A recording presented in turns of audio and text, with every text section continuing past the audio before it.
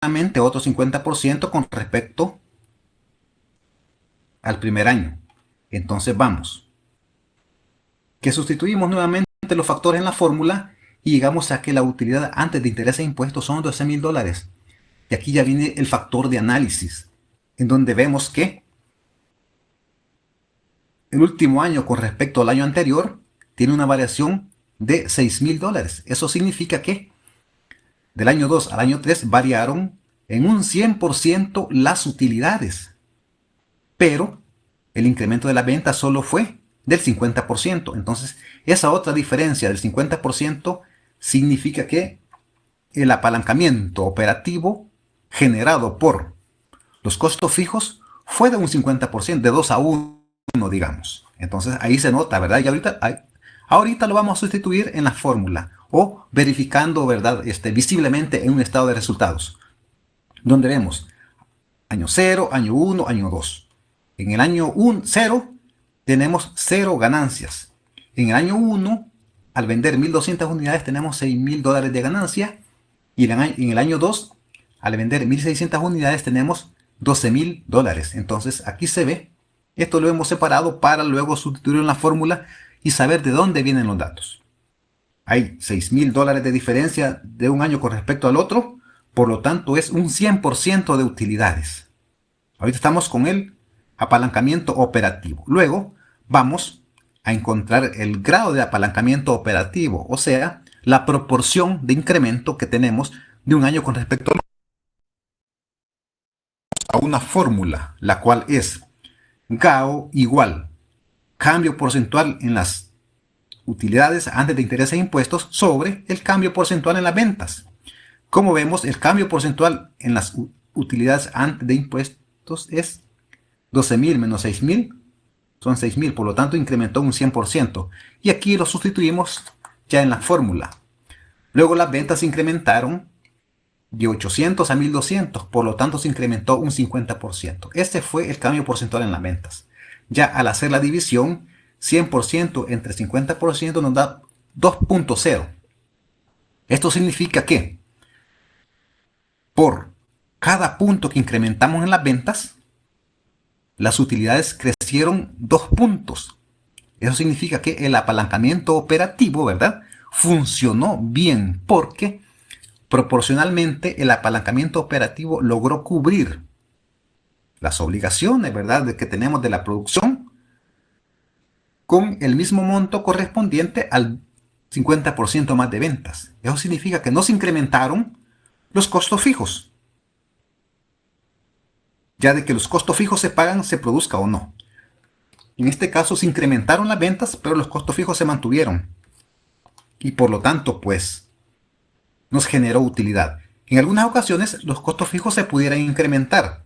¿Cómo? Bueno, por ejemplo, si incrementamos la producción necesitaríamos comprar, ¿verdad?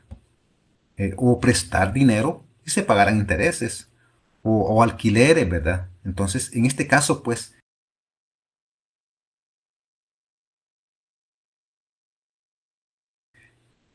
nos generó utilidad porque nos incrementaron dichos costos. Esto es lo relacionado al apalancamiento operativo. Luego vamos con el apalancamiento financiero, que es la segunda parte del estado de resultados. Y nos dice que el uso de los costos financieros fijos para acrecentar los efectos de los cambios en las utilidades antes de intereses e impuestos sobre las ganancias por acción de la empresa. Aquí ya partimos desde las utilidades antes de impuestos hacia abajo, tal como lo vimos en la gráfica de la presentación 1. Y aquí tenemos un ejemplo. Nos dice, la empresa distribuidora de electrónicos S.A. fabrica bocinas para computadoras. Es el mismo caso, ¿verdad?, que le venimos dando seguimiento. Y que espera utilidades de $6,000 y $12,000 para el año 1 y 2 respectivamente. Por lo tanto, también se tienen los siguientes datos. Que se deberá pagar el 10% de intereses de un bono de $10,000, ¿verdad?, a nuestros acreedores. Deberá pagar un dividendo anual de $1.500 por acciones preferentes. También hay un impuesto, ¿verdad?, a la ganancia del 25% y a la vez ha emitido 1.000 acciones comunes en circulación. Entonces vamos a ver cuánto es la ganancia por acción. Al final, ¿verdad?, de todo el resultado de descontarle, ¿verdad?, estos gastos financieros. Acordemos, estos son gastos financieros que se van a aplicar en la empresa antes de generar la ganancia de los accionistas. Este apalancamiento financiero también va enfocado en esto, en que en algún momento la influencia que tenga las utilidades antes de intereses e impuestos, aplicándole los gastos financieros, vamos a ver el resultado que se tiene en las utilidades por acción, que es a lo que vamos a llegar. Y vemos otra vez el mismo seguimiento al estado de resultados, ¿verdad? Que en el año 1 generó una utilidad antes de intereses e impuestos de $6,000 y en el año 2 nos generó $12,000. Por lo tanto tenemos, ¿verdad?, ese incremento del 100% en las utilidades. Para este razonamiento hemos utilizado el material bibliográfico, ¿verdad?, de Lawrence Gitman, para los que quieran ahondar más sobre la temática y sobre los elementos teóricos que ahí mencionan, ¿verdad? Fundamentos de administración financiera. Luego, para encontrar la ganancia por acción, ¿verdad?, aplicamos los gastos financieros que la empresa debe de cubrir. Primero nos dice que hay un 10% que se le debe de extraer por $10,000 que tenemos de deuda de un bono. Entonces, el 10% de $10,000 son 1,000. Por lo tanto, la utilidad neta antes de impuestos son 5,000 al restarle, ¿verdad? Luego tenemos el 25% de impuestos. El 25% de 5,000 son 1,250. Por lo tanto, la utilidad neta después de intereses e impuestos es de 3,750. Luego de eso vamos a encontrar, ¿verdad?, el dividendo que le vamos a pagar a los accionistas preferentes, que son $1,500 fijos. Porque acordémonos, los intereses que le vamos a pagar a los accionistas preferentes se van a pagar tengamos ganancia o no. Ya en algún momento vamos a hablar al respecto. Entonces, llévate la pelota del año solo por la compra de pinturas Vencedor. Promar, todo para Entonces, las ganancias disponibles para los accionistas comunes son 2,250. Como tenemos 1,000 acciones emitidas, dividimos 2,250 entre 1,000 y la ganancia por acción son de 2,25. Luego vamos al año 2, en donde la comparatividad es que se incrementaron en un 100% de las utilidades, 12,000, ¿verdad? Luego hacemos nuevamente el cálculo. Los intereses, ¿verdad?, por los $10,000 que tenemos en un bono, tenemos una utilidad neta antes de impuestos de $11,000. Luego tenemos los impuestos, el 25% de 11,000. Luego tenemos los dividendos de acciones preferentes nuevamente de 1,500.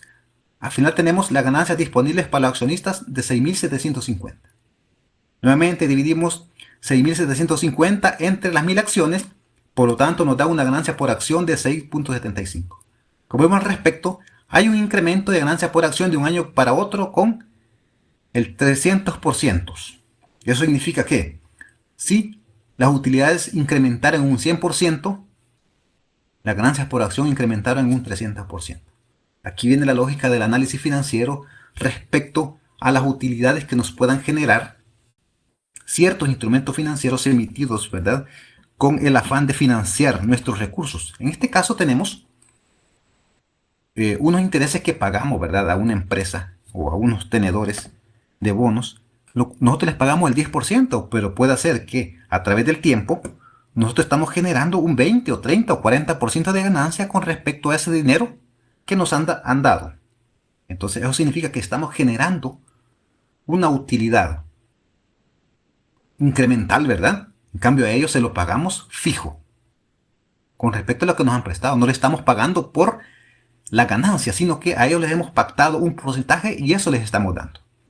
También los dividendos de las acciones preferentes están relacionados, ¿verdad?, con un monto fijo. Con ellos tenemos un pacto de pagarles $1,500 mensuales. Ahí viene el caso, ¿verdad? Si ganamos o perdemos, pero en este caso estamos ganando y ellos no obtienen más allá de lo que se ha pactado. Entonces, ese es un apalancamiento financiero que genera dividendos a la empresa generados por las utilidades que se incrementaron. Eso significa que los costos que estamos afrontando son fijos comparativamente con el incremento que tuvieron las ganancias. Ese incremento es el apalancamiento financiero al cual estamos haciendo referencia. ¿Cómo se mide el grado de apalancamiento financiero? Teniendo aquí nuevamente la fórmula que nos dice que es una medida numérica de apalancamiento relacionada con, ¿verdad?, el cambio porcentual, la ganancia por acción y el cambio porcentual de las utilidades antes de intereses e impuestos. Entonces sustituimos nuevamente, ¿verdad? ¿Cuánto fue el cambio porcentual de ganancia por acción? 300%, ¿verdad? De 2.25 a 6.75 hay un 300% de variación. El cambio porcentual de utilidades antes de intereses e impuestos ¿verdad?, se duplicó. Entonces el 100% de variación. Entonces se divide 300% entre 100 es a 3.0 de ganancia, ¿verdad? El grado de apalancamiento financiero. Eso significa que por cada punto que incrementa las utilidades, la ganancia por acción incrementa 3 veces. Estamos triplicando, ¿verdad? Esa diferencia se refiere al apalancamiento que generan el recurso obtenido y que nosotros nos quedamos con esos resultados. Hoy vamos con el apalancamiento total, y donde mezclamos, ¿verdad?, apalancamiento financiero y apalancamiento operativo. Y nos dice, el uso de los costos fijos, tanto operativos como financieros, para acrecentar los efectos de los cambios en las ventas sobre las ganancias por acción de la empresa. Aquí ya vamos relacionando, ¿verdad?, los costos fijos, cómo ellos influyen en la obtención de las utilidades. Se relaciona también con los gastos financieros, o sea, es la optimización, diríamos, de los costos fijos y de los gastos financieros para obtener las utilidades por acción. Ahí es donde tenemos que, como gerentes financieros, como analistas financieros, debemos irnos enfocando en dónde obtener la máxima utilidad, ya sea prestando dinero, viendo las tasas del mercado, pero de manera que tampoco nos excedamos en obtener mucho dinero, porque en algún momento puede fluctuar, ¿verdad?, las ventas, y en algún momento pudiéramos tener resultados negativos, pero siempre deberíamos de afrontar esas obligaciones. Así es que ahí es donde tenemos que ir viendo, ¿verdad?, ese elemento que nos permita maximizar nuestros recursos. Entonces, como elementos, disfruta de la mejor calidad en audio. Para calcular el apalancamiento total tenemos el acumulado, ¿verdad?, de los resultados que obtuvimos en los dos apalancamientos anteriores. Los costos fijos, el precio de venta, el costo operativo, las utilidades que esperamos obtener, los intereses que vamos a pagar, los dividendos, los impuestos y las acciones que tenemos en el mercado. Todos estos elementos que vimos previamente pues están aquí acumulados, que los vamos a utilizar en el apalancamiento total.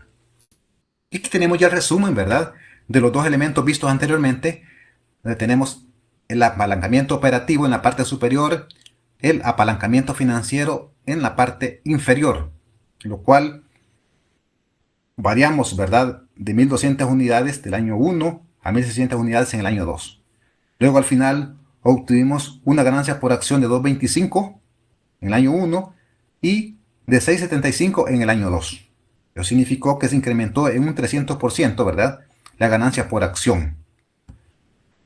Al final, ¿verdad?, se resume que el grado de apalancamiento operativo fue 2, si nos vamos a ver la fórmula, así como el grado de apalancamiento financiero es 3. En este caso hacemos una multiplicación, ¿verdad? 2 por 3, 6. ¿Y esto dónde se comprueba? Bueno, tenemos aquí la fórmula del grado de apalancamiento total, donde dice que, bueno, tenemos dos fórmulas. Primero vamos a ver esta. Dice que el grado de apalancamiento total es igual al cambio porcentual de ganancia por acción, que son 300%, entre el cambio porcentual en las ventas, que es 50%. Entonces dividimos 300 entre 50, es igual a 6.0. Entonces nos dice que por cada punto que aumentaron las utilidades, la ganancia por acción creció 3 veces. Entonces eso ya lo vimos. Pero aquí es donde vemos la relación, ¿verdad?, entre dichos apalancamientos. Primero vamos a ver la fórmula. Que el grado de apalancamiento total es igual al GAO por el GAF. 2 por 3 es igual a 6. Esto es como comprobando, ¿verdad?, la fórmula anterior, o sea que el apalancamiento total lo podemos encontrar, así como las otras, por dos fórmulas, y vamos a hacer la que consideremos como más elemental o que encontremos más básica. Entonces, aquí nos dice que el apalancamiento total refleja el cambio combinado del apalancamiento operativo y el financiero de la empresa. O sea que aquí vamos a ir relacionando que son dos variables que tienen que ver una con otra, ¿verdad? Al incrementar cualquiera de las dos variables, así incrementa el grado de apalancamiento total. O sea, es proporcional. Al disminuir una, disminuye la otra. Y por lo tanto, los dos debemos demostrarles, ¿verdad? Ponerles atención de mantener aquellos gastos fijos a un nivel óptimo, los gastos variables de alguna manera consensuada, porque recordémonos que tiene su pro y su contra. En algún momento los gastos variables pueden ser como una salvación, por ejemplo, cuando tenemos una planta y, por ejemplo, entramos como ahora en la pandemia, que no hay producción, al personal hay que pagarle si somos responsables, ¿verdad? Pero si en cambio, si nosotros contratáramos a una empresa externa, no le pagaríamos mientras no hubiera pedido de producto. Entonces, ahí es de ir viendo, ¿verdad? El tipo de empresa en la que trabajemos, el tipo de personal que tengamos, ¿verdad? Hay personal especializado que no lo podemos despedir y luego contratar a otro, porque hay muchas capacitaciones que han costado, hay personal de confianza y son elementos que debemos de ir considerando. También debemos de ir viendo, ¿verdad? Los recursos con los que disponemos. Ahora ya no es necesario tener unas plantas industriales de manzanas a la redonda. Muchas veces pues se recurre al alquiler de manera de bajar los costos fijos, porque los costos fijos se sienten una carga cuando la producción baja, pero son un aliciente y son apalancamiento operativo cuando la producción sube. Ahí es donde tenemos que conocer, ¿verdad?, las estadísticas del mercado, las subidas y bajadas, de manera de quedarnos en el punto medio. Así que esto ha sido el proceso de encontrar los resultados de los apalancamientos.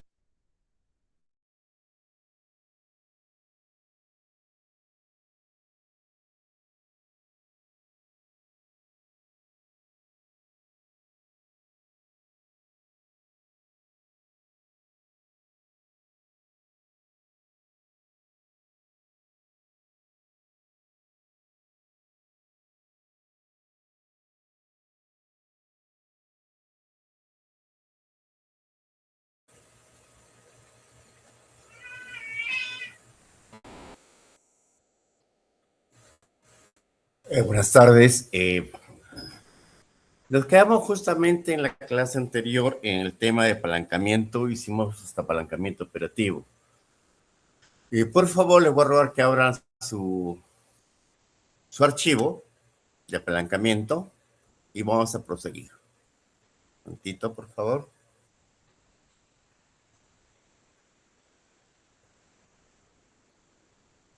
Yo también tengo problemas, creo.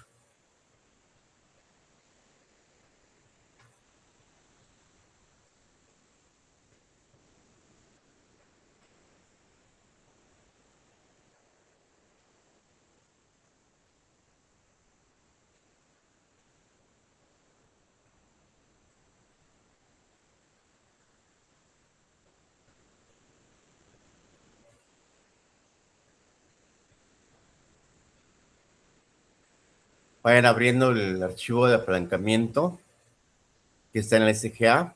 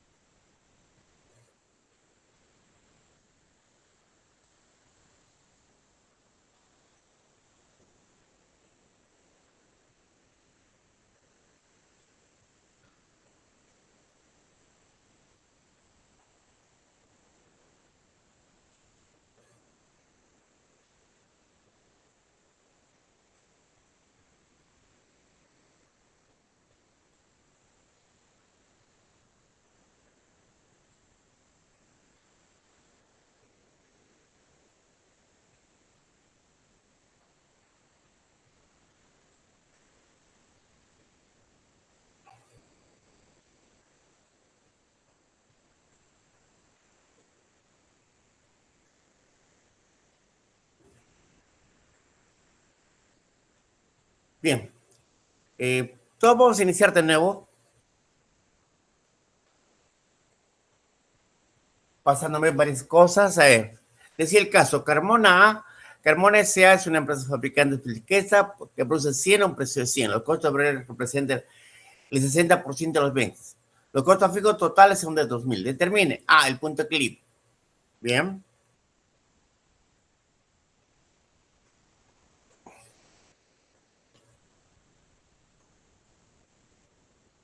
A ver.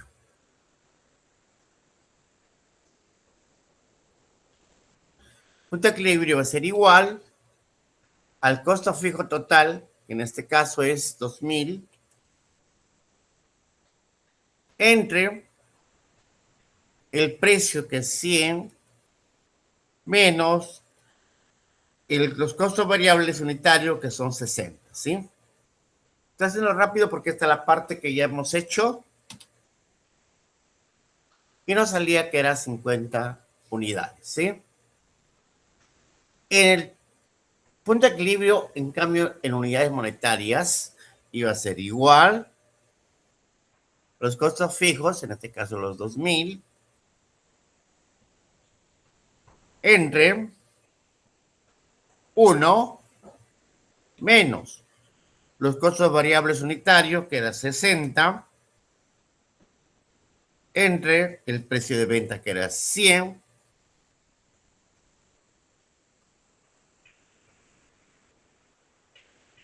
¿sí?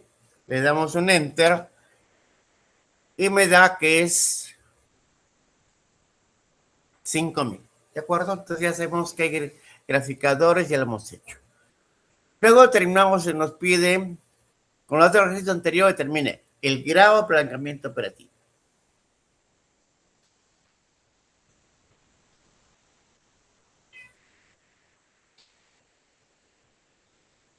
Entonces esto va a ser igual al precio por la cantidad.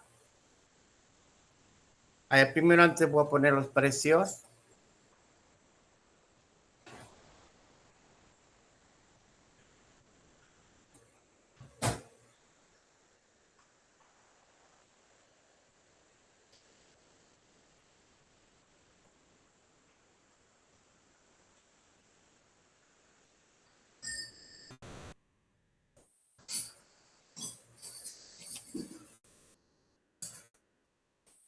Entonces el GAO, decían que es igual.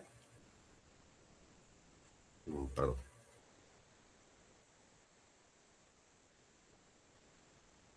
Precio por la cantidad. Precio por la cantidad.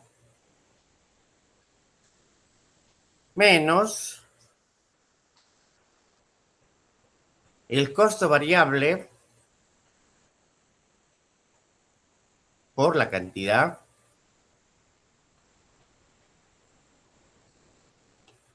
Todo eso entre, nuevamente lo mismo,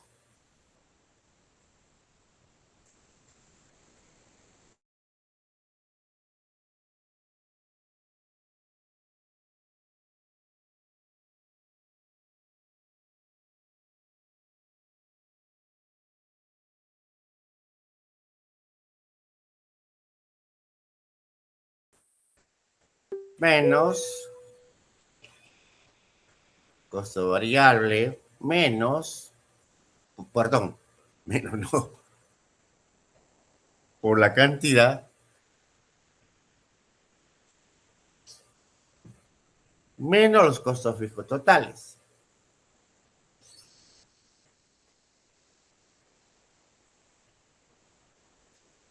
¿Sí? Estamos usando la fórmula que está en verde, la fórmula número 1. ¿Sí? Le damos un enter. No hay problema, ¿sí? Y teníamos 2. Entonces decíamos que por cada incremento del 1% de las ventas, vamos a tener un incremento del 2% de los beneficios esperados antes de intereses puestos. El grado de apalancamiento operativo nos mostraba la variación porcentual en los beneficios esperados a interés impuestos o Utilidad operativa debido a una variación en las ventas. En este caso, el resultado de 2 me indica que por incremento del 1% de las ventas vamos a tener un incremento del 2% en los beneficios esperados antes de intereses e impuestos. ¿De acuerdo? Luego hicimos esto, P por Q es igual a P. Recordemos que P es igual a 100 por Q, en este caso la cantidad está variando, ¿sí? Copiamos. El costo variable es de 60 por Q 60. Lo copio. El costo fijo va a ser seguirnos siempre costo fijo. Vamos, lo copiamos. Bien, luego terminamos la actividad operativa. Nosotros sabemos que la actividad operativa sería igual a ventas menos costos variables totales menos costos fijos totales. ¿No?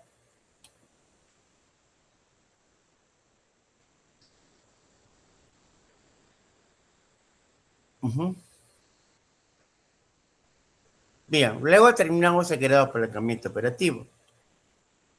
Y para eso usamos la fórmula 3, que dice, el grado de apalancamiento operativo es igual a Q sub I sobre Q sub I menos Q sub E. Q sub E es el punto de equilibrio, ¿sí? Entonces va a ser igual a Q sub I, en este caso 60, sobre, otra vez Q sub I, menos el punto de equilibrio. ¿El punto de equilibrio cuánto era? 50, ¿no?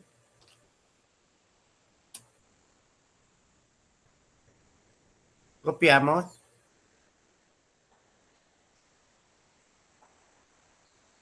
Luego vimos el porcentaje, que significa el costo, los costos fijos totales en relación a las ventas.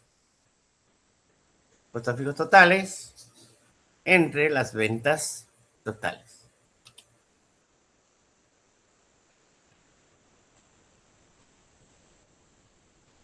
Bien, hemos llegado a ese punto. ¿Y qué dijimos? Que cuanto mayor la proporción de los costos fijos en relación a las ventas, mayor será el apalancamiento operativo. Observamos lo siguiente.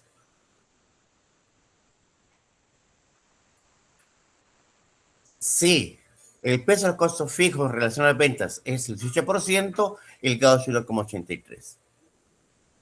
Si el peso de los costos fijos totales en relación a las ventas es el 22%, el grado sube al 2,25. Si los costos fijos suben al 33%, el grado de apalancamiento operativo sube más, a 6.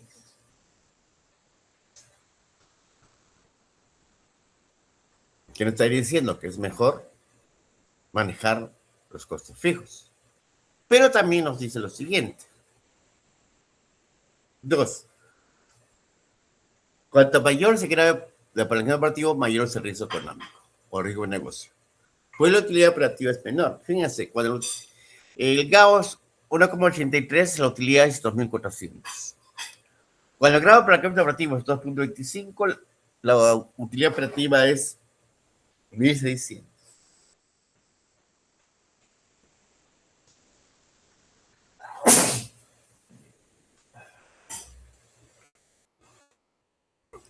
Y con el GAO 6, la utilidad solamente es 400. Y fíjense que a este nivel todavía no hemos pagado. Un momentito, por favor.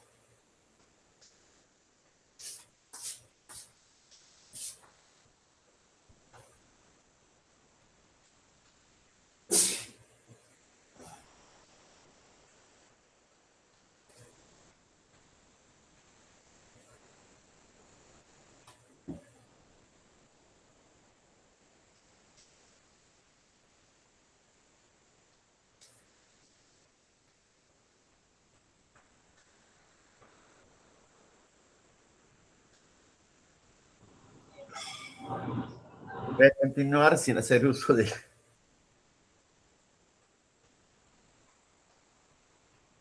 de la cámara por lo desagradable que es ver a una persona que se limpia, ¿no? No. Continuamos entonces. Entonces decíamos que cuanto más es el grado de apalancamiento, mayor es la utilidad operativa. Por lo tanto, también es una medida del riesgo económico, de lo que nos está divirtiendo, ¿de acuerdo? Hasta ahí llegamos en la clase anterior. Luego falta hacer el apalancamiento financiero. Y el apalancamiento financiero, se define con el manejo de los costos fijos financieros con el objeto de elevar las utilidades por acción. En el texto se muestra como EPS. Nosotros lo llamamos UPA, no sé, utilidad por acción. Ya sabemos que el EBIT es igual a la utilidad operativa. Entonces, repito, ¿qué me significa el apalancamiento financiero? Dice, consiste en manejo de los costos fijos financieros, o sea, la deuda, los intereses de la deuda, con el objeto de elevar las utilidades por acción. Nosotros, el objetivo final nuestro es elevar la rentabilidad de los accionistas comunes. ¿Cómo se mide el apalancamiento financiero? A través del grado de apalancamiento financiero. El grado de apalancamiento operativo GAO en inglés se denomina DOL, Degree Operation Leverage. En este caso, tenemos el grado de apalancamiento financiero, en inglés es el DFL, Degree Financial Leverage. Leverage es apalancamiento. Bueno, pues ustedes saben que en realidad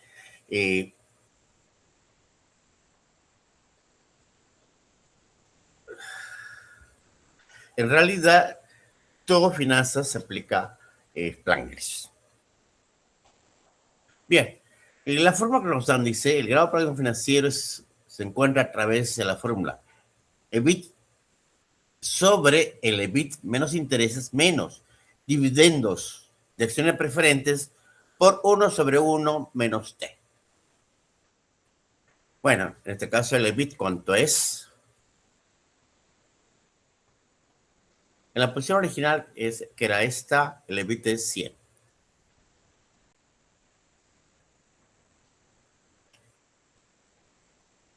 Nuevamente el EBIT, los 100. Hasta ahí sabemos, ¿no? Tenemos que llevar entonces al caso. Con los datos del servicio anterior se determina el grado de apalancamiento financiero si el pago de intereses es de 1.500.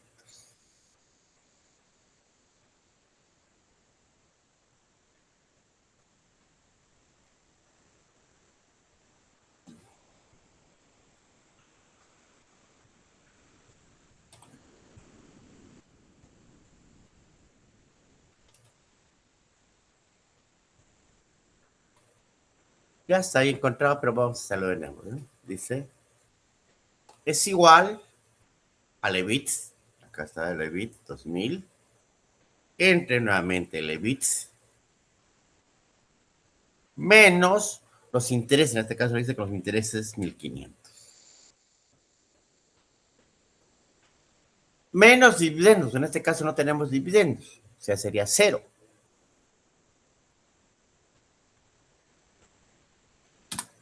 Entonces el grado de apalancamiento financiero sale 4.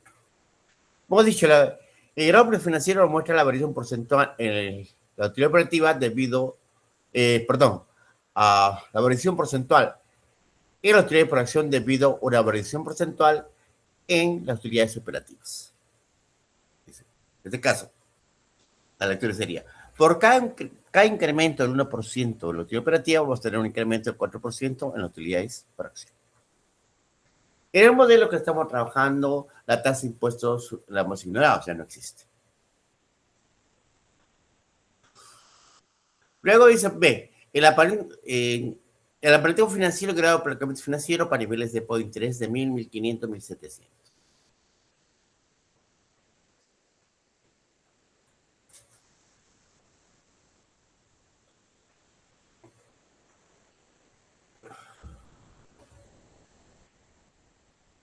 Las ventas son 100,000, los costos de venta.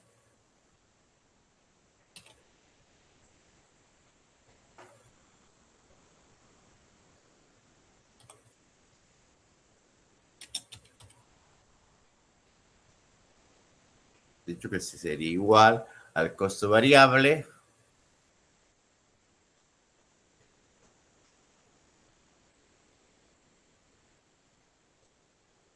por la cantidad.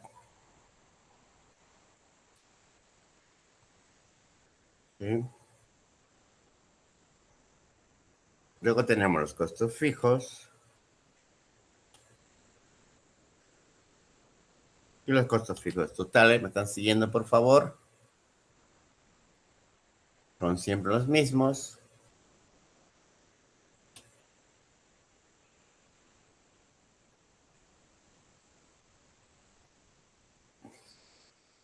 Entonces tengo que el EBIT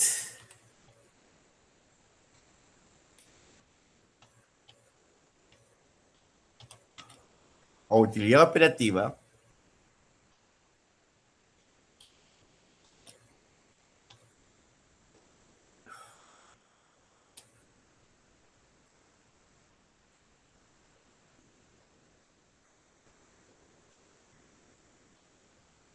es igual a ventas menos costos variables totales menos costos fijos totales. ¿Sí? Todos estamos igual, ¿no? Luego nos dice que los niveles de pago de interés, pues lo voy a poner acá,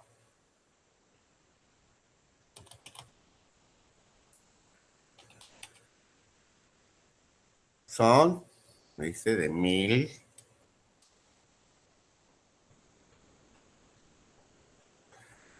1,500, 1,700 y 1,900.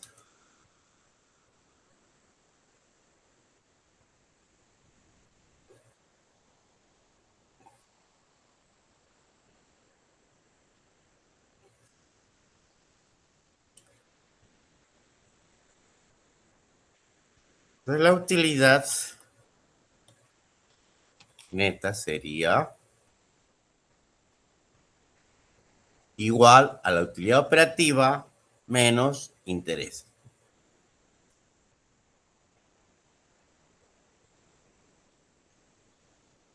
¿Estamos hasta ahí? Luego vamos a encontrar el grado de apalancamiento financiero. El grado de apalancamiento financiero, hemos dicho, es igual al EBIT sobre EBIT menos intereses. No tenemos dividendos, no tenemos dividendos preferenciales, no tenemos tasa de impuesto. No, simplemente. Ahí, perdón. Igual a... Aquí, ¿qué estoy haciendo? ¿Qué estoy haciendo?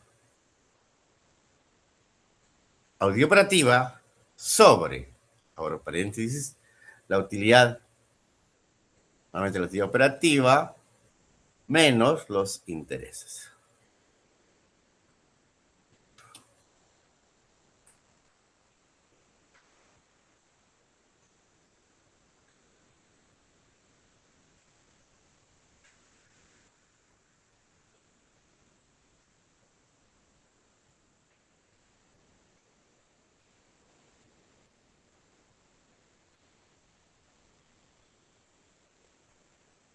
También vamos a ver el porcentaje de los intereses entre la utilidad operativa.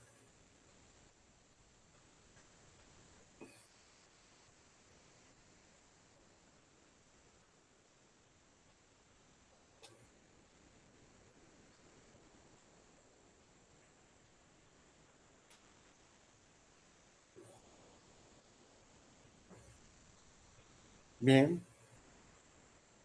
Entonces, fíjense que vamos a hacer la lectura.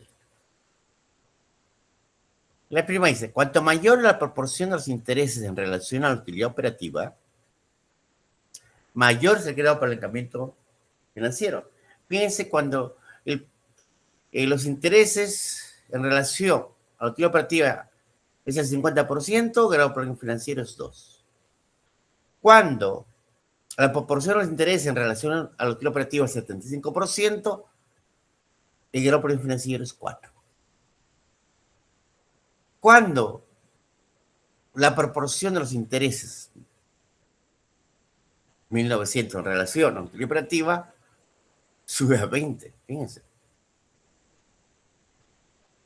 sea, convendría estar endeudado.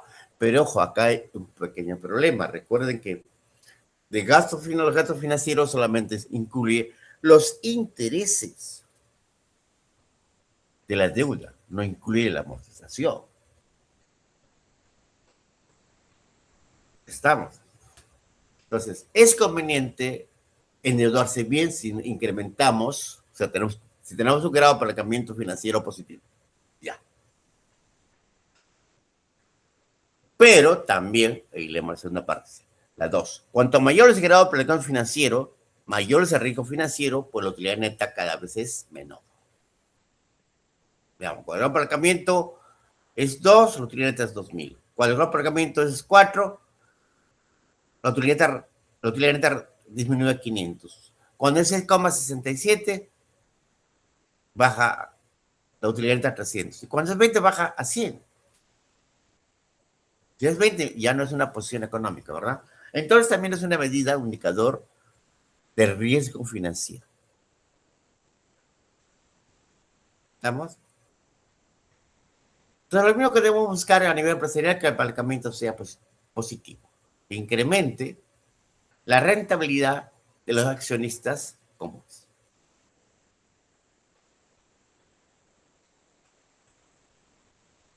Acá hay una nota que hemos puesto, dice, una empresa en requiebra técnica cuando no tiene la capacidad de pagar los intereses de largo plazo. Vamos al apalancamiento combinado total.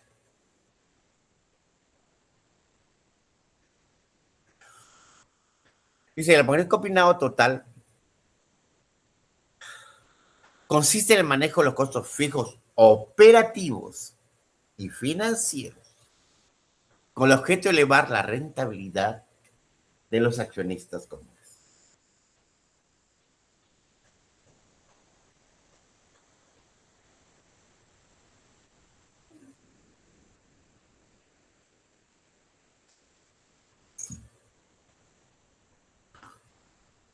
¿Cómo se mide?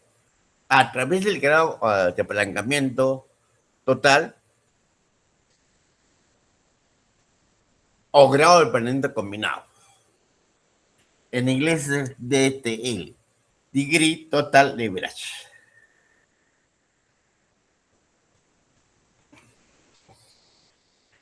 Y nos muestra la variación porcentual en las utilidades por acción debido a una variación porcentual en las ventas.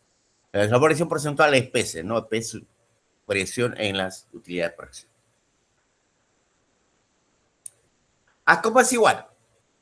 Una primera forma, o la que se usa normalmente, es multiplicando el grado de apalancamiento operativo por el grado de apalancamiento financiero. En este caso,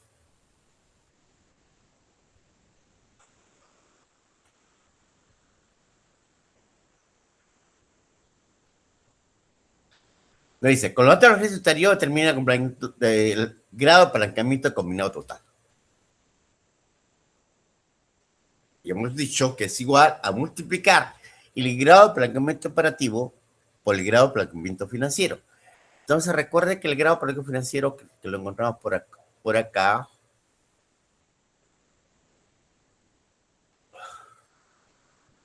el grado de apalancamiento operativo era de 2 por el grado de apalancamiento financiero es 4. Entonces tengo que el grado de apalancamiento combinado me va a salir 8. ¿Y qué me dice? Por cada incremento del 1% de las ventas, vamos a tener un incremento del 8% en la utilidad por acción. O utilidades netas disponibles para los accionistas comunes.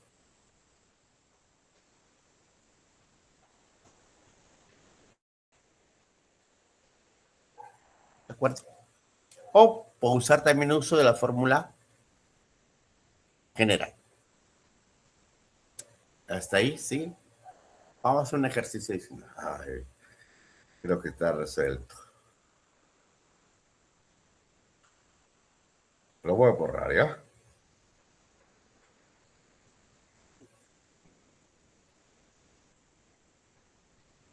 Borren también ustedes para poderlo hacer.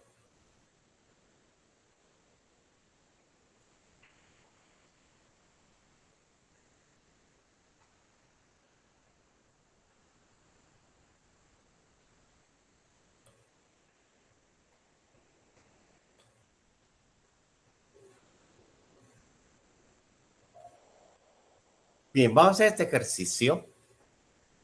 Dice punto de equilibrio y todas las formas de apalancamiento. El ejercicio es también del libro de Gitco. La empresa Thor vendió hace poco 100,000 unidades de su producto a $750 cada uno. Sus costos variables operativos son de $3 por unidad y sus costos fijos operativos son de $250,000. Los cargos anuales por interés ascienden a 80,000. La empresa tiene 8,000 acciones perfectas en circulación y paga un dividendo anual de $5 por cada una de ellas. Actualmente tiene en circulación 20,000 acciones comunes. Supongan que la compañía está sujeta a una tasa impositiva de 40%. Dice, ¿a qué nivel de ventas en unidades las operaciones de la empresa alcanzarían el punto de equilibrio?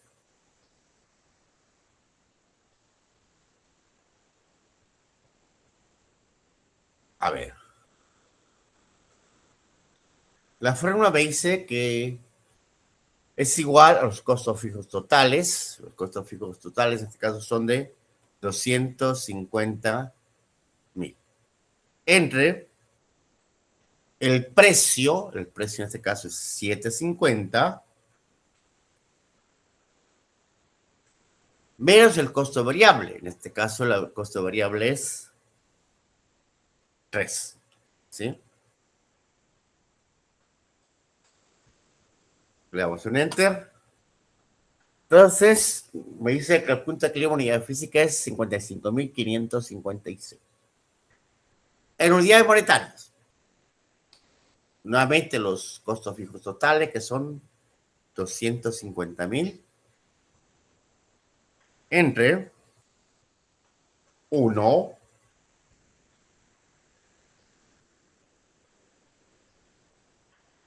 menos el costo variable, que es 3, entre 7.5. ¿Estamos ahí todos, por favor?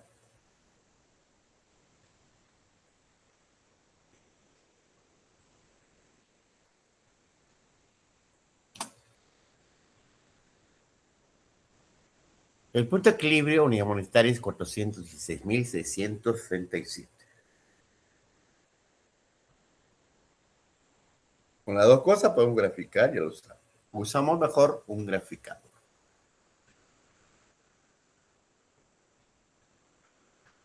B. Dice, calcula de forma tabular las ganancias por acción de la empresa a nivel actual de ventas y a nivel de 120,000 unidades. Vamos a hacer primero el 100,000.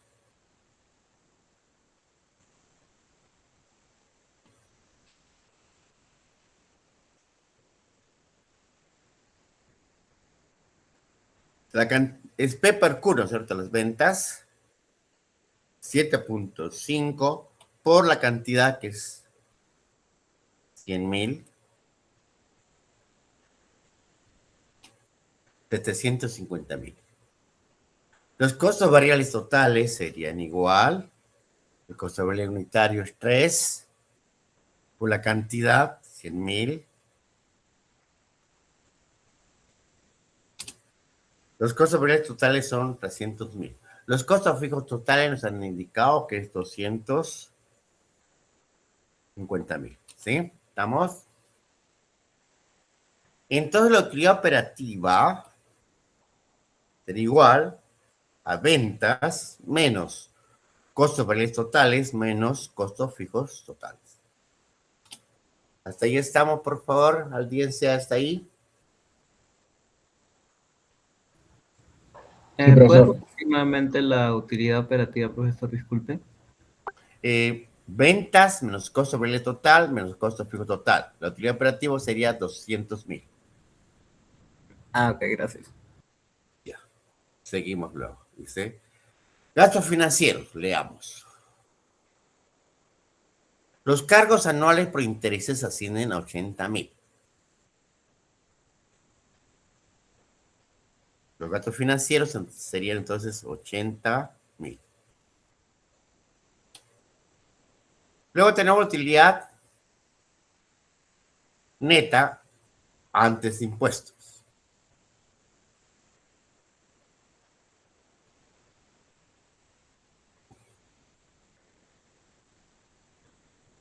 Acá lo voy a variar.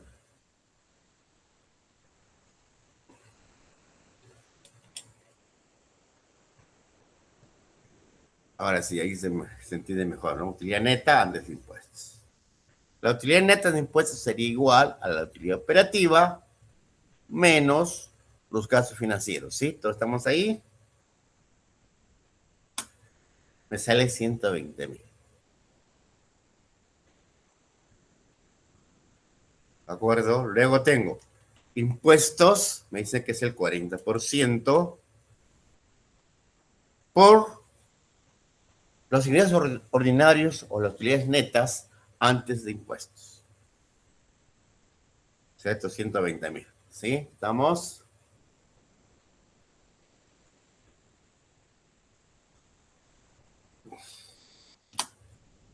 $48,000. Entonces la utilidad neta sería igual a la utilidad neta antes de impuestos 120,000 menos los impuestos 48,000. Háganlo por favor.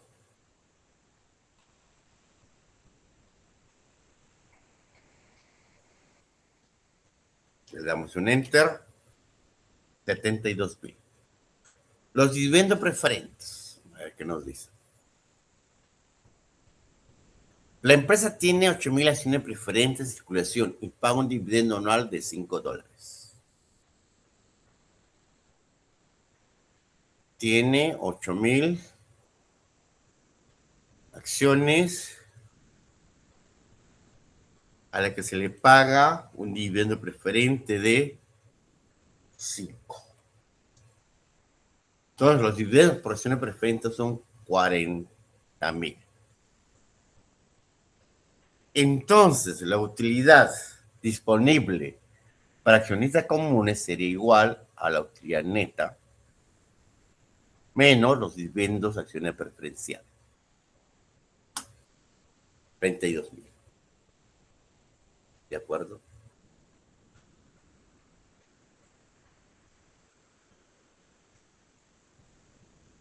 Nos están viendo cuándo es la utilidad por acción. La utilidad por acción sería igual a la utilidad disponible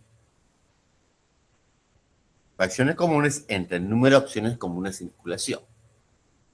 Dice, caso actualmente tiene en circulación 20,000 acciones comunes. Entonces las dividimos entre 20,000. ¿Estamos ahí, chicos? Sí, profesor. Le damos un enter. Y me sale que la utilidad por Sí, acción profesor. de 1,6. Continuamos. Dice, calculando el nivel actual de ventas de 750,000 como base, calcule el grado de apalancamiento operativo.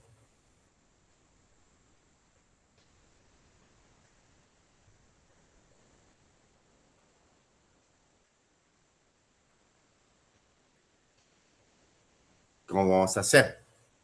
A ver. Vamos a ver la fórmula 2. La fórmula 2 de grado operativo me dice ventas menos costos variables totales sobre ventas menos costos variables totales. Mejor lo copio.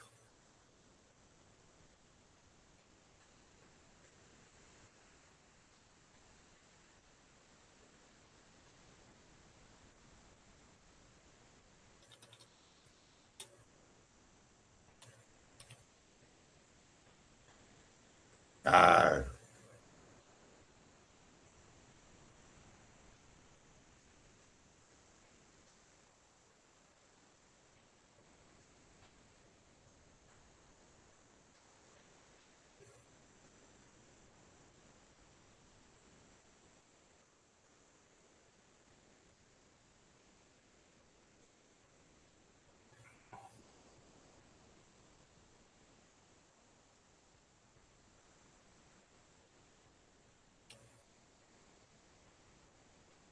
bien, voy a aplicar esa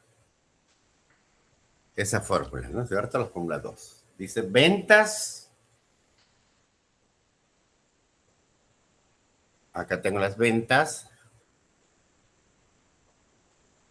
Menos costo variable total. Acá tengo un costo variable total. Sobre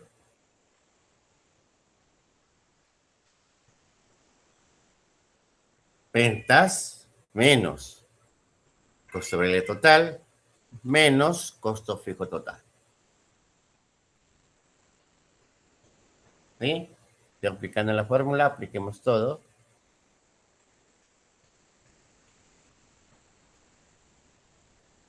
Le doy un enter.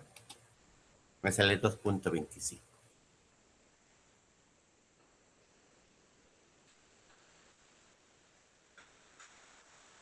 Indica, por cada incremento en 1% de la venta, vamos a tener un incremento de 2,25% en la utilidad operativa. Luego tenemos D.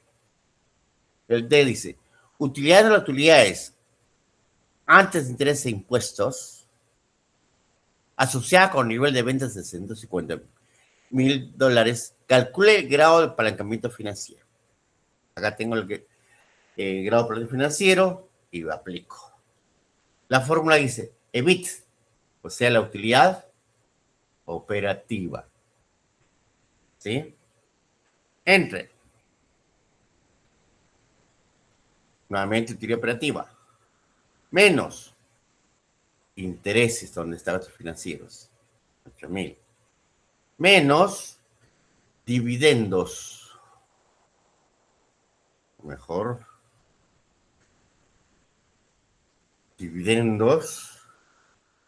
La fórmula dice por 1 sobre 1 menos T. Y la tasa de impuestos es el 40%.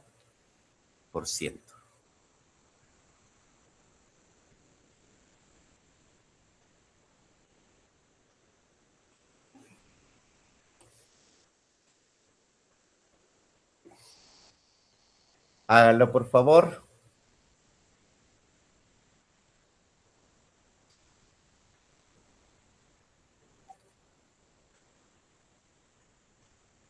Le damos un enter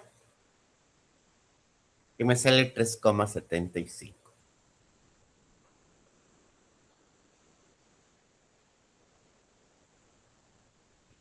Luego que me pide el grado de apalancamiento total. El grado de apalancamiento total es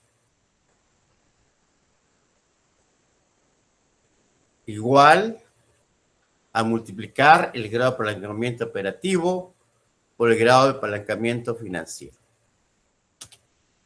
8,44.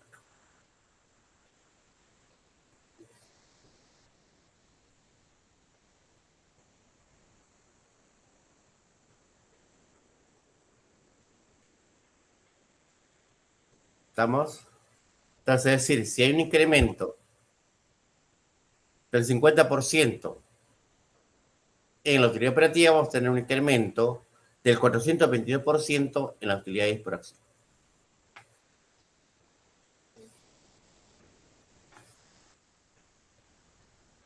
Lo voy a grabar.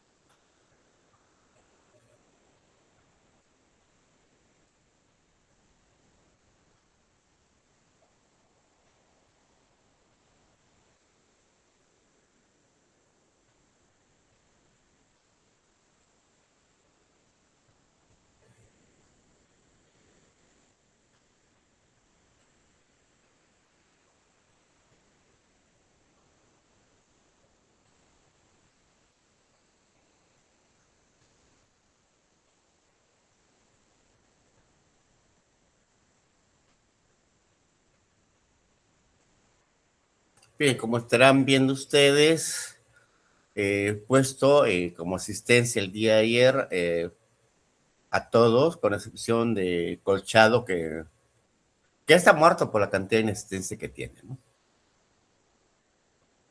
¿Estamos?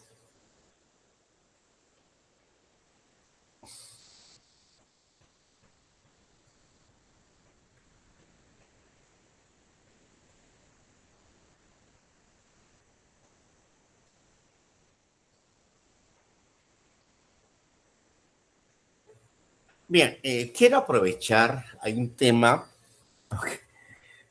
bueno, les cuento, ahí estoy viendo de lejos, eh, Brasil con Marruecos está 1-1. Quiero aprovechar con lo que es el riesgo, que es la parte más difícil, que estamos ahí en internet, y por favor les voy a rogar que tomen nota. Es largo el video. Y vamos a estar hasta que termine el video. Sí, son 2 videos. Y nosotros vamos a hacer yo lo quiero hacer en la práctica, en la próxima clase, porque nos faltan 2 temas. Lo que es presupuesto de caja o cash flow, que es para mí lo principal.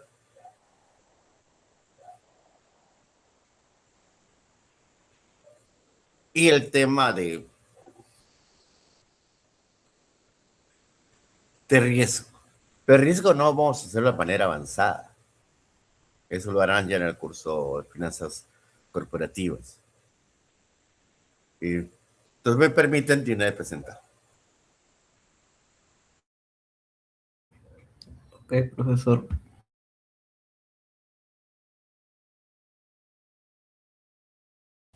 Profesor, una consulta.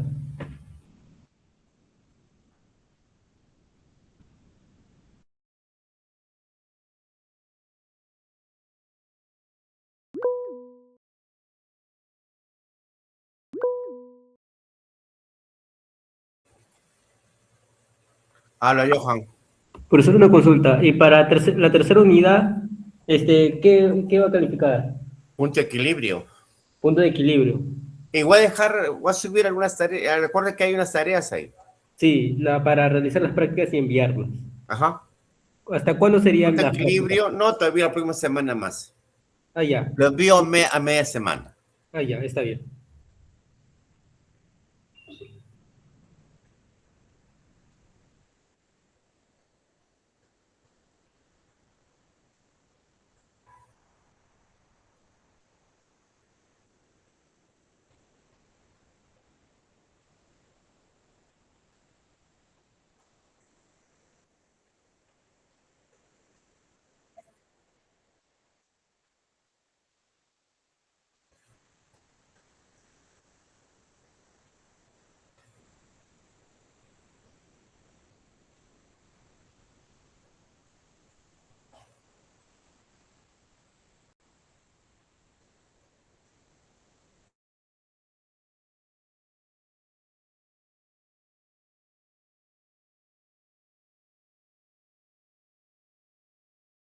En la sesión 1 de la semana 2 explicaré ampliamente el tema de rendimiento y riesgo. En la presente sesión empezamos con conceptos introductorios de riesgo y rendimiento, para luego resumir más de 100 años de información sobre tasas de rendimiento en el mercado de capitales. Después damos un primer vistazo a los riesgos de inversiones para mostrar cómo se reducen mediante la diversificación del portafolio. Explicaré la beta como medida estándar del riesgo de títulos individuales. Los temas de este capítulo son, por lo tanto, el riesgo del portafolio, el riesgo del título y la diversificación. Asumiremos la perspectiva del inversionista individual, pero al final enfocamos el problema de otra manera y nos preguntamos si la diversificación es razonable como objetivo empresarial.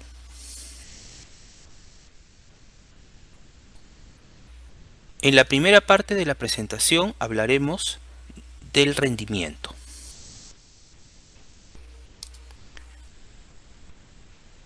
Rendimiento significa la pérdida o ganancia del activo financiero que hemos invertido.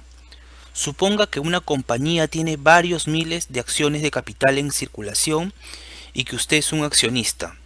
También suponga que compró algunas acciones de la compañía al principio del año. Ahora es el fin de año y quiere saber qué tan bien le ha ido con su inversión. El rendimiento que obtiene sobre una inversión en acciones, al igual que en bonos o en cualquier otra inversión, se presenta de dos formas. Primero, la mayoría de las compañías pagan dividendos a los accionistas durante el año. Si la compañía es redituable, distribuirá generalmente algunas utilidades a los accionistas a través de dividendos. Además de los dividendos, la otra parte de su rendimiento es la ganancia de capital o, si es negativa, la pérdida de capital sobre la inversión.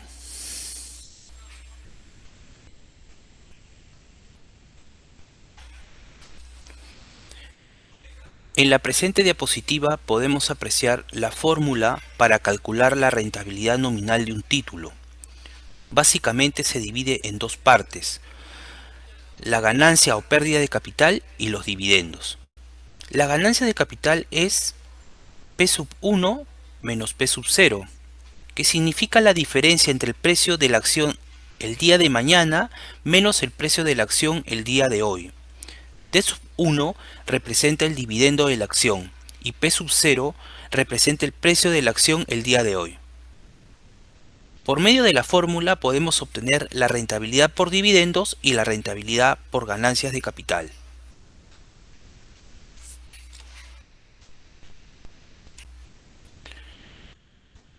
En la presente diapositiva se proporcionan los datos necesarios para calcular la rentabilidad nominal de una acción de Coca-Cola, que se compró en $43 y al final del año el valor de la acción aumentó en $49. Además, se pagó un dividendo de 0.56 en el año. La rentabilidad de los dividendos se obtiene de dividir 0.56 entre 43, obteniéndose un resultado de 1.30%. Y en segundo lugar, la rentabilidad de la ganancia de capital se obtiene dividiendo la ganancia de capital, 49 menos 43, entre 43, obteniendo un resultado de 13.95%.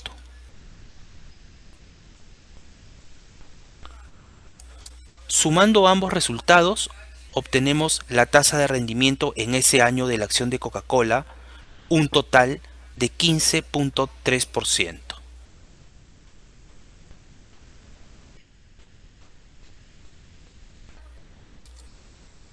El ejemplo de la diapositiva anterior nos brinda la rentabilidad nominal sin incluir el efecto de la inflación. Para calcular el rendimiento real se deben conocer previamente los datos de la tasa nominal y la tasa de inflación. La tasa de rendimiento real es igual a la tasa de rendimiento nominal menos la tasa de inflación. Al calcular la tasa de rendimiento real, se espera que esta última sea menor que la tasa de rendimiento nominal debido al efecto de la inflación.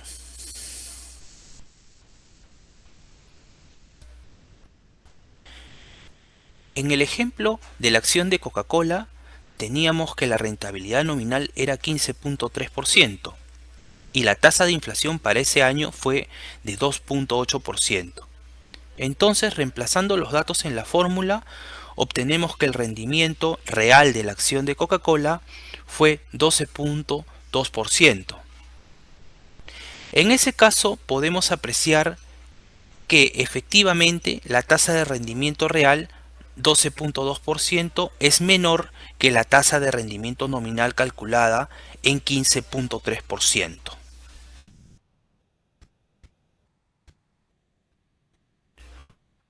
Recordar que la tasa de rendimiento nominal mide la cantidad de dinero que tendremos al final del periodo, mientras que la tasa de rendimiento real nos dice cuánto más podremos comprar con nuestro dinero al final del periodo.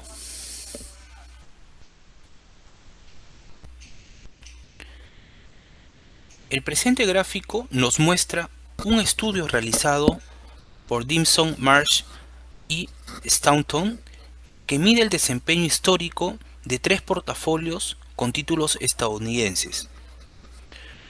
El primero, un portafolio de bonos del Tesoro, es decir, los títulos de deuda del gobierno de Estados Unidos que vencen en menos de un año.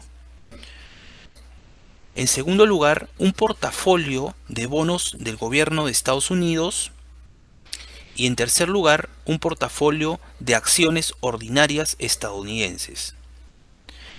Estas inversiones ofrecen diferentes grados de riesgo. Las letras del Tesoro son la inversión más segura que puede hacerse. No hay riesgo de insolvencia y el vencimiento de corto plazo significa que sus precios son relativamente estables.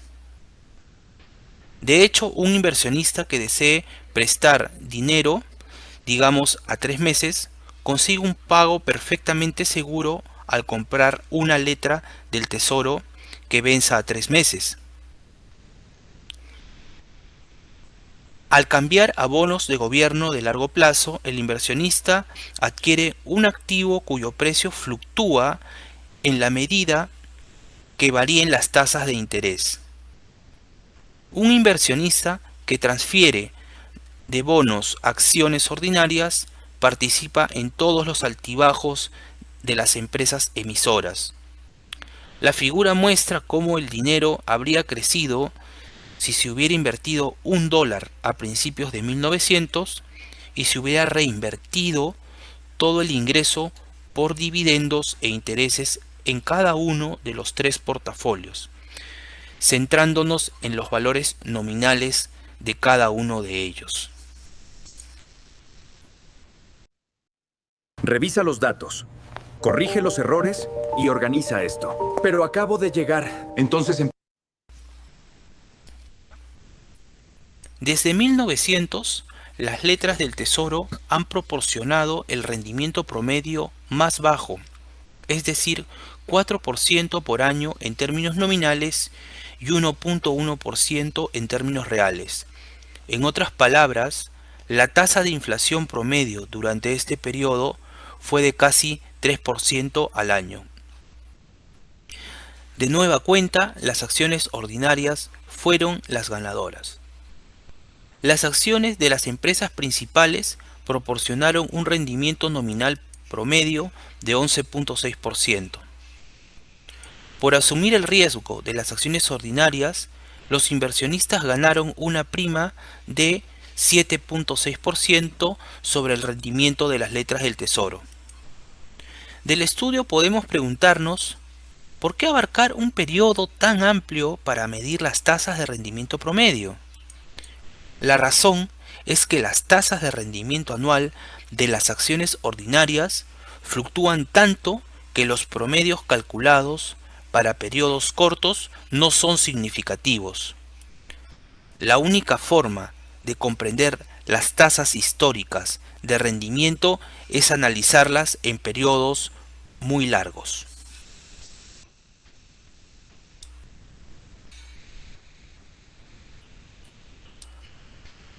Del análisis de la evolución histórica de los 3 títulos estadounidenses, podemos decir que las letras del Tesoro son un activo libre de riesgo. el retorno que ellas ofrecen es seguro para un inversionista. Debido a ello, más adelante, cuando hablemos de diversificación de un portafolio de activos, será un buen ejemplo. Además, las letras del Tesoro, a pesar de las crisis económicas que afectaron los Estados Unidos a lo largo de su historia, estas mantuvieron un comportamiento constante en cuanto a su rentabilidad.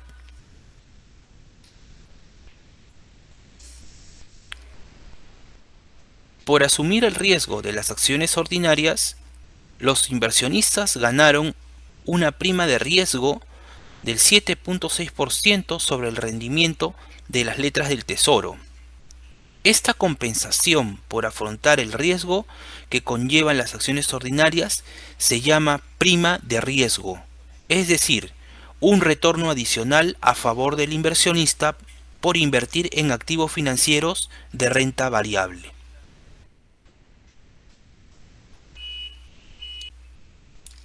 A partir de lo mencionado anteriormente, podremos calcular la rentabilidad esperada por los inversionistas, que está dada por la tasa libre de riesgo más la prima de riesgo. Se explica que la rentabilidad esperada proviene de una rentabilidad segura originada por un activo libre de riesgo, más una prima de riesgo que compensa a un inversor por asumir riesgos al invertir en activos riesgosos. La rentabilidad esperada compensa a los inversores por su espera, valor de dinero en el tiempo y sus preocupaciones, a causa de los riesgos asumidos por invertir en los activos.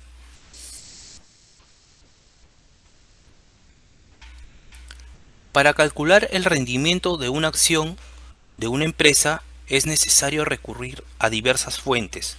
Las más utilizadas son Yahoo Finance y Economática.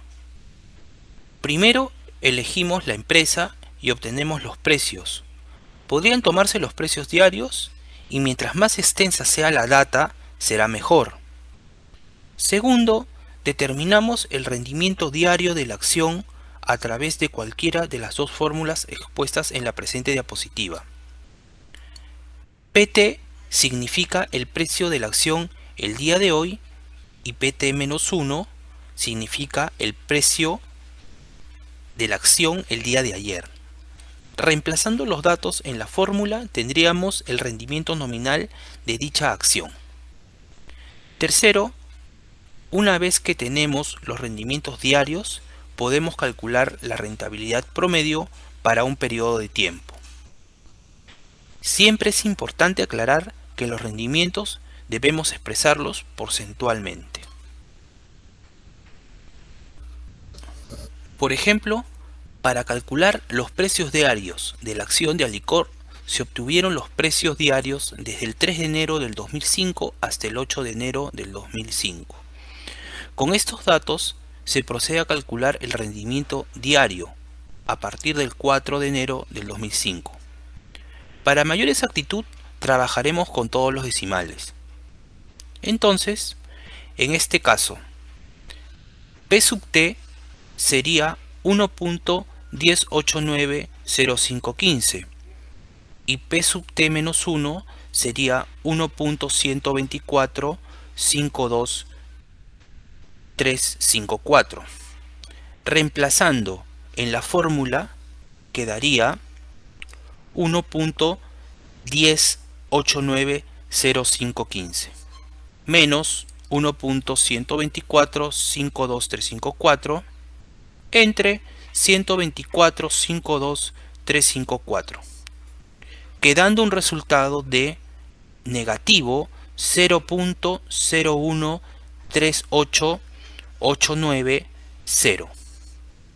Así debe repetirse la misma operación hasta el día 8 de enero del 2005. Finalmente, se calcula la tasa de rendimiento promedio que se obtiene de sumar la tasa de rendimiento diario entre el número de días.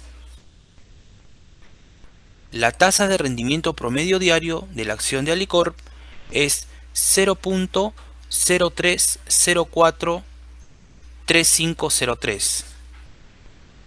Transformado porcentualmente quedaría 3.04%.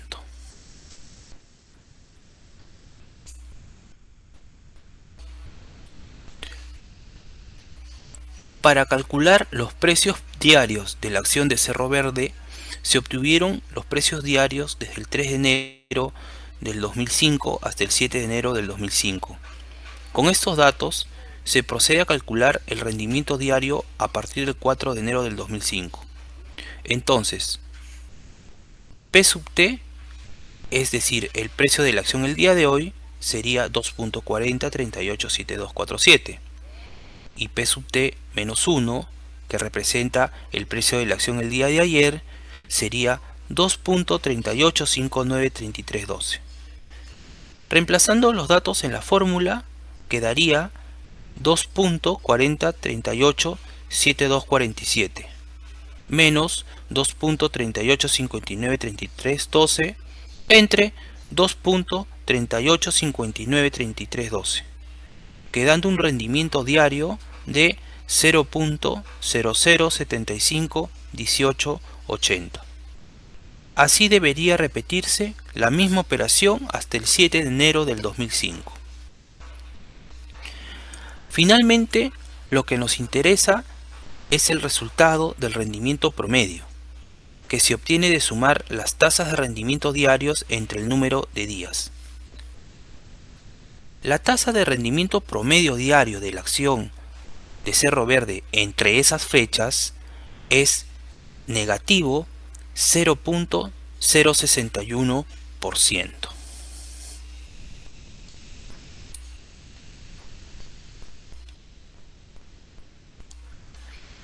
En el lenguaje cotidiano solemos entender por riesgo la posibilidad de que nos pueda ocurrir un evento que nos perjudique o nos desagrade.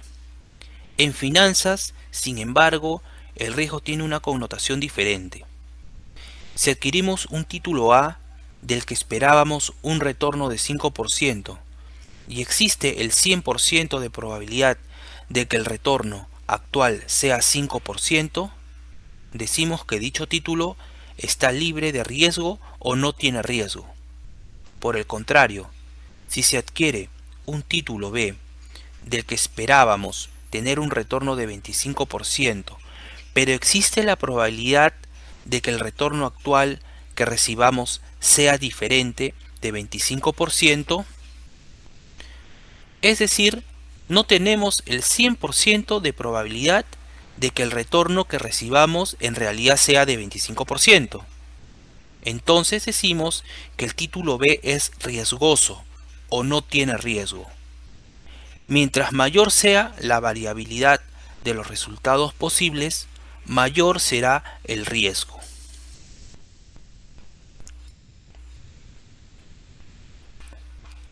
El riesgo en finanzas puede definirse como la posibilidad de recibir un retorno sobre la inversión diferente al esperado. El pasado o la historia es irrelevante para el riesgo, ya que éste más está referido a una situación de incertidumbre. Pueden ocurrir cosas a las que espero que pueden ser favorables o desfavorables. Podemos entonces definir riesgo en finanzas como la posibilidad de recibir un retorno de la inversión diferente al esperado. En la figura indica las 104 tasas de rendimiento anual de las acciones estadounidenses. Las fluctuaciones de los rendimientos anuales son notablemente amplias. El rendimiento anual más alto fue de 57.6% en 1933, repunte parcial desde el hundimiento de la bolsa de 1929 a 1932. No obstante, hubo pérdidas que excedieron 25% en 5 años.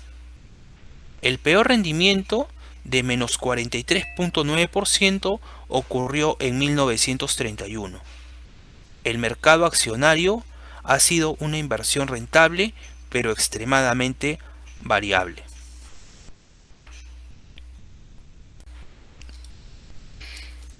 Otra forma de presentar estos datos es mediante un histograma o una distribución de frecuencias, como en la presente diapositiva, en la que la variabilidad de los rendimientos anuales se refleja en un amplio diferencial entre los resultados.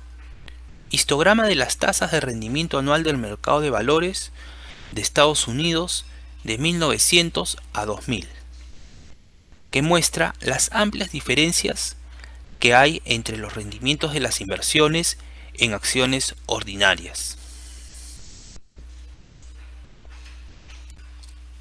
La rentabilidad esperada se puede representar a través de un gráfico de distribución probabilística normal. La media aritmética representa la rentabilidad esperada, ER, de una acción, la parte central de la campana. La desviación estándar es una medida del riesgo y se puede interpretar en el gráfico de la derecha como la variabilidad de los resultados posibles con respecto a la media. Mientras mayor es la desviación estándar, mayor será el riesgo. Luego de haber apreciado las diapositivas anteriores, podemos resaltar que el riesgo es la posibilidad de que el retorno real de una inversión sea diferente al esperado. Para medirlo se utiliza la desviación estándar de los retornos históricos de una inversión y finalmente, a mayor riesgo, mayor es el potencial de un mayor retorno o pérdida. En la medida que el riesgo sea mayor sobre una inversión específica, el inversionista requerirá un mayor retorno sobre la inversión.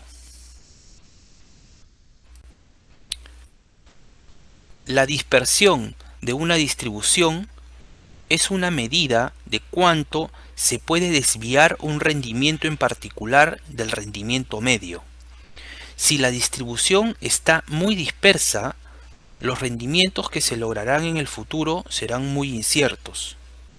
En cambio, una distribución cuyos rendimientos se encuentran tan solo a unos cuantos puntos porcentuales el uno del otro será muy estrecha, por los rendimientos serán menos inciertos.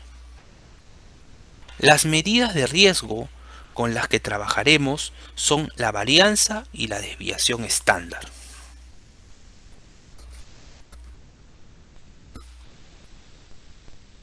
La varianza y desviación estándar son las medidas estadísticas estándar de la variabilidad.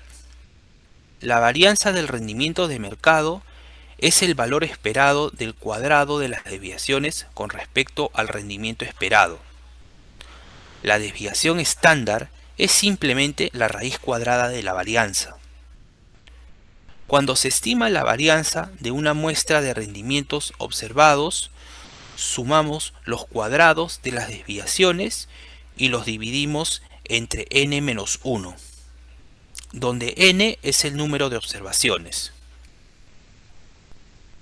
Dividimos entre n-1 en lugar de n para corregir lo que se conoce como la pérdida de un grado de libertad. La fórmula se puede apreciar en la presente lámina.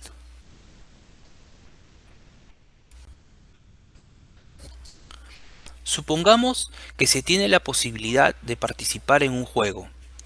Se comienza con una inversión de $100 y después se lanzan al aire 2 monedas. Por cada cara que salga obtendrá su saldo inicial más 20% y por cada sello recibirá su saldo inicial menos 10%. Como apreciamos en la diapositiva, podemos apreciar claramente que hay 4 resultados igualmente posibles. Hay una probabilidad de 1 en 4 o 0.25 de que ganará 40%, una probabilidad de 2 en 4 o 0.5 de que ganará 10% y una probabilidad de 1 en 4 o 0.25 de que perderá 20%.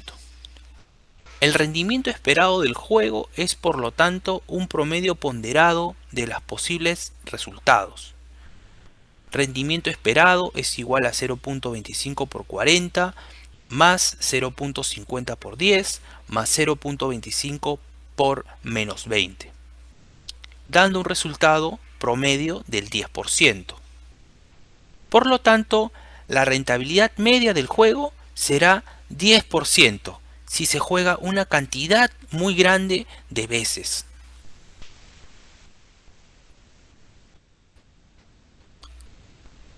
Una manera de definir la incertidumbre es proyectar todas las cosas que podrían ocurrir, aunque no vayan a suceder en realidad. El riesgo total de un activo se expresa como lo hicimos en el juego de lanzamiento de la moneda, escribiendo todos los posibles resultados con sus respectivas probabilidades. En la práctica, esto es engorroso y muchas veces imposible. Por lo tanto, utilizamos la varianza y la desviación estándar para resumir la variabilidad de los resultados posibles. Estas medidas son índices naturales del riesgo. Si hubiera sido cierto el resultado del juego de lanzar al aire una moneda, la desviación estándar habría sido 0. La verdadera desviación estándar es positiva porque no conocemos lo que pasará.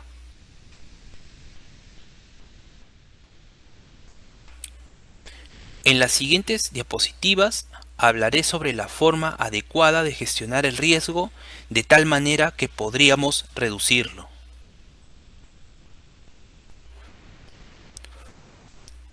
La diversificación es la estrategia diseñada para reducir el riesgo distribuyendo la cartera entre muchas inversiones.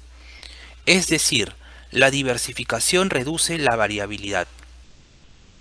Por ejemplo, vender paraguas es un negocio arriesgado. Se venden muchos cuando llueve, pero si se produce una ola de calor podemos perderlo todo. Vender helados no es más seguro. Se venden muchos cuando hay calor, pero muy pocos cuando llueve. Suponga que invierte a la vez en una empresa de paraguas y en una de helados. Al diversificar sus inversiones en ambas empresas, lograría un nivel medio de beneficios, ya sea que llueva o que venga una ola de calor.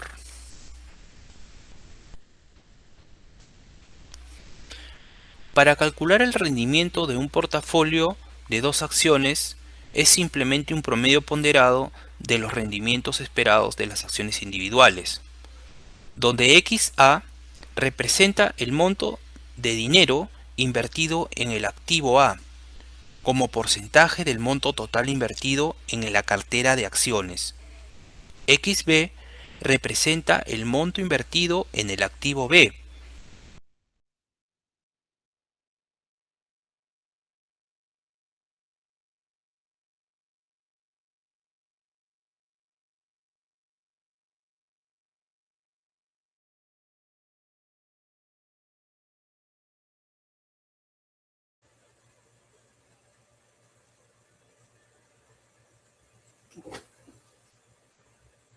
Bien, vamos a quedar hasta acá. El video completo está ahí. Se lo he enviado a Johan. Johan, por favor, comparte los videos. Y también para mañana lo estoy subiendo en la SGA. Bueno, chicos, gracias. Sí, profesor, gracias. Nos Yo vemos ya el subí próximo- los videos ya al grupo. Gracias, profesor. El próximo jueves estamos en clase. Nos vemos. Cuídense, profesor. Hasta el jueves, profesor.